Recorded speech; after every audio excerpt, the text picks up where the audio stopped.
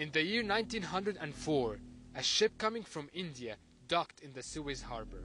A Belgian millionaire named Edward Louis Joseph Impin was on board this ship.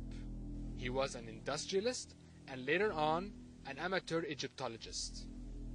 After the establishment of the Cairo Electric Railways and Heliopolis Oasis Company in the year 1906, the Baron decided to settle in Egypt.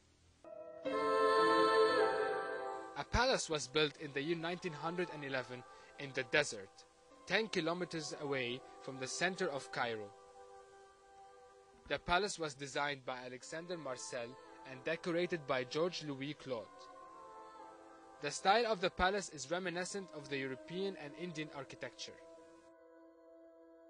This is actually one interesting palace, not only because of its history, but it's because of its architectural and aesthetic value. It was built in times where there was a lot of change in the ideas of architecture, and it capitalized on some historical styles, looking into kind of a mix of style aspects in it, and the incredible attention to details and detailing. And that's what puts and adds a lot of value to the architectural part of it. According to Dr. Basil Kamel, the palace is unique because it did not abide by one specific style.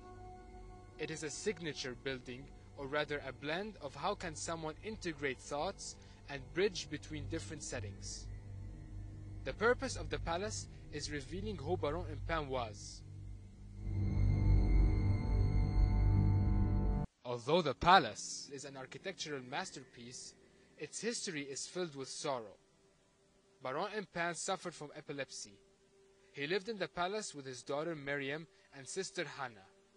The latter fell from the balcony of her room and died. It is alleged that the base of the revolving tower ceased to move after Hannah's death.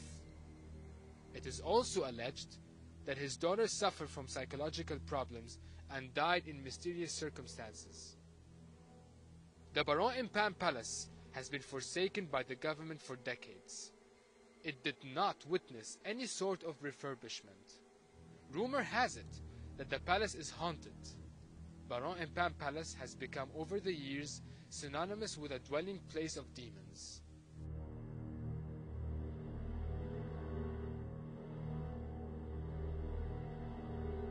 There are no major structural problems with the building. So accordingly, this will, of course, lessen the amount of money paid. Will the government fulfill its promises and renovate this architectural piece of work? A question that will be answered over the coming months. This is Ali Zohdi reporting for AUC TV.